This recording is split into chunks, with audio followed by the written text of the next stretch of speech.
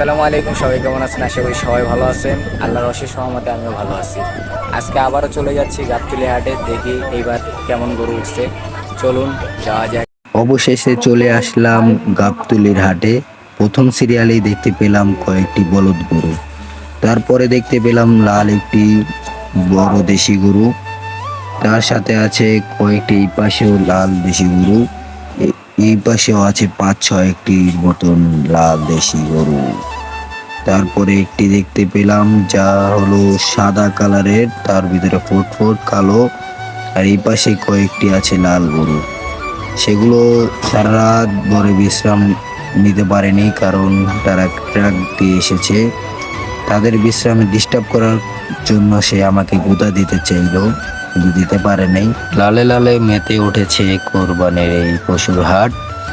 সেই কারণে দেখতে আসি, যেখানে যাই সেখানে লাল লাল, অনেক লাল তো দেখলাম, এখন দেখবো উট। উট আর কি এলো দেখার জন্য দর্শক দিয়ে পুরো মাইতা উঠছে। আর এই উটটারই দাম চাওয়া হয়েছে 27 লক্ষ টাকা, যা আমার পক্ষে সম্ভব না। 27 লক্ষ টাকার উটকে আমি যখন ঘাস খাওয়াইতে গিয়েছি তখন আমাকে কামড় দিতে চেয়েছিল, কিন্তু দিতে পারে না। 27 লক্ষ টাকার উট তো অনেক দেখলাম, এখন দেখতে যাব এই গাবতলীর বাজারে আর কি কেমন ছাগল উঠছে তা দেখতে যাব। চলুন যাওয়া যাক।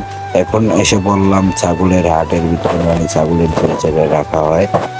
দেখতে পেলাম যে ছাগল ভালোই, মোটামুটি ভালোই উঠছে। গত বছরের চেয়ে এই বছর আরো ভালো উঠছে ছাগল।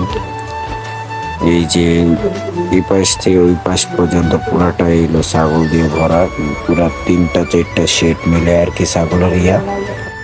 আজকের মতন ভিডিওটি এই জায়গায় শেষ করছি।